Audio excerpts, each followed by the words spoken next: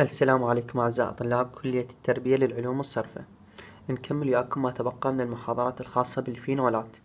وصلنا الموضوع تحضير المركب آيزوكومبوت.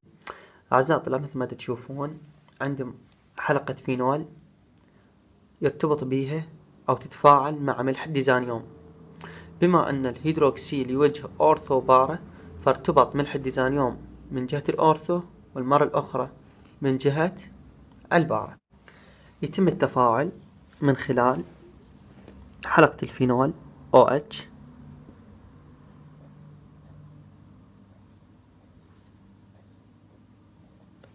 حلقة الفينول تتفاعل مع الديزانيوم، مع ملح الديزانيوم.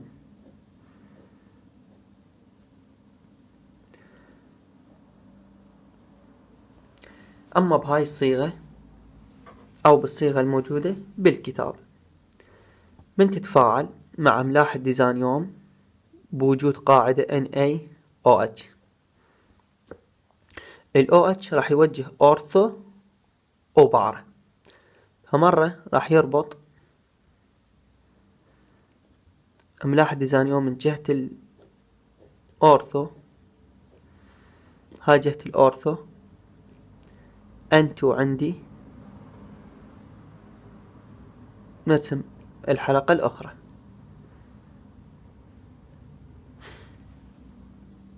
هاي من توجيه أورثو. أما التوجيه البارة فيكون بهذا الشكل.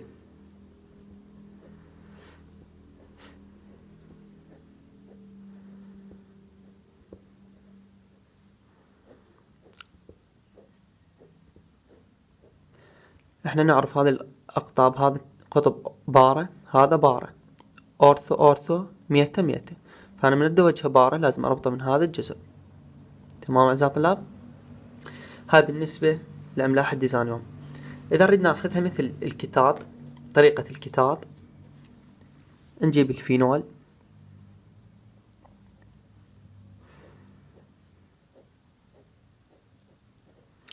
نفاعله مع حلقة بنزين.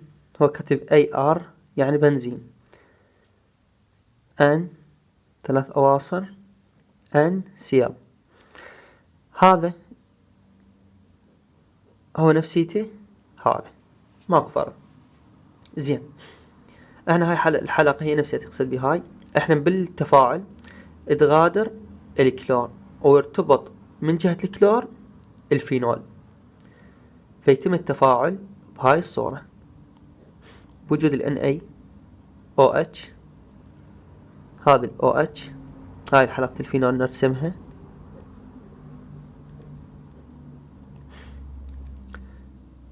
أول شي توجه أورثو،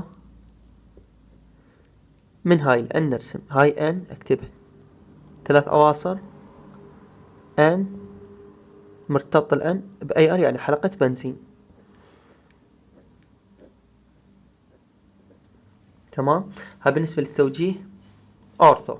نريد نوجهها بارة، التوجيه الآخر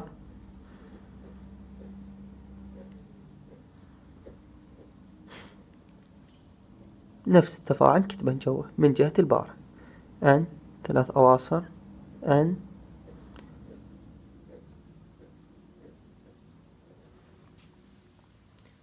هاي بالنسبة تكون مركب آيزوكومبوت فورميشن. زين، الموضوع الآخر شلون نحدد الفينول. شلون نحدد الفينول؟ العدد من الفينولات، ولكن ليس كلها، تشكل مركبات ملونة تتراوح من الأخضر للأزرق والبنفسجي وإلى الأحمر مع كلوريد الحديديك. إذن تعطي أكثر من لون عند تفاعلها مع كلوريد الحديديك. شوفوا طلاب، عندي فينول أفاعله مع كلوريد الحديديك راح ينطيني معقدات ذات ألوان مميزة، فهذا يدل على أن المادة اللي عندي هي فينول. يعني فينول كلوريد حديديك مباشرة راح يعطيني معقدات. هاي المعقدات ذات ألوان تتراوح قلنا من الأخضر إلى الأزرق أو البنفسجي الأحمر، فهذا يدل على أن المادة المستخدمة هي الفينول. ها بالنسبة لتحديد الفينولات، موضوع ما بيشي بسيط.